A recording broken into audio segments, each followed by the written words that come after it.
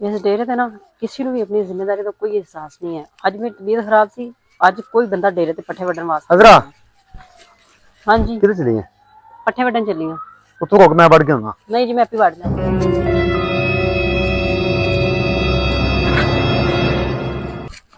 ले आ यार मैं बढ़ गया पट्ठे। ਮੈਂ ਕਿਹਾ ਨਾ ਕਿ ਛੱਡ ਦੋ, ਮੈਂ ਆਪੇ ਵੱਢ ਲਾਂਗੀ। ਸਵੇਰ ਦੀ ਤੇ ਤੁਹਾਨੂੰ ਫਿਕਰ ਨਹੀਂ ਸੀ। ले आ यार। ਨਹੀਂ ਛੱਡ ਦੇ ਬਸ ਠੀਕ। गल सुन यार, तो मैं गया हाँ सवेर का किधर काम सी मैनू, ठीक है? ले मैं बढ़ लेना पट्ठे, तू घर चल। ਮੈਂ ਆਪੇ ਵੱਢ ਲਾਂਗੀ, ਜ਼ਰੂਰਤ ਨਹੀਂ ਹੈ। समझ रहे हो? समझ रहे हो आप? ਇਸ ਬੰਦੇ ਨੂੰ ਆਪਣੀ ਜ਼ਿੰਮੇਵਾਰੀ ਦਾ ਅਹਿਸਾਸ ਨਹੀਂ ਹੈ। ਦਿਲ ਕਰਦਾ ਫੜ ਕੇ ਸਾਰੇ ਡੰਗਰ ਵੇਚਦੇ ਆ। हजरा ले आ यार मैं बढ़ना पट्ठे। ਮੈਂ ਕਿਹਾ ਨਾ ਆਪੇ ਵੱਢ ਲਾਂਗੀ।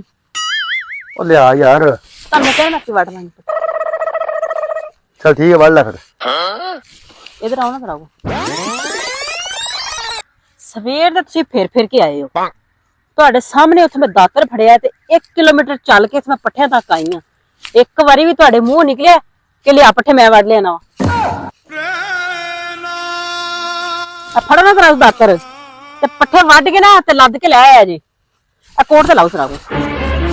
ਚਲੋ ਵੱਡੋ ਆਰਾਮ ਨਾਲ। लद ना लदा देंगे यार। ਲੱਦ ਕੇ ਆਪ ਲੈ ਕੇ ਆਣੇ ਨੇ।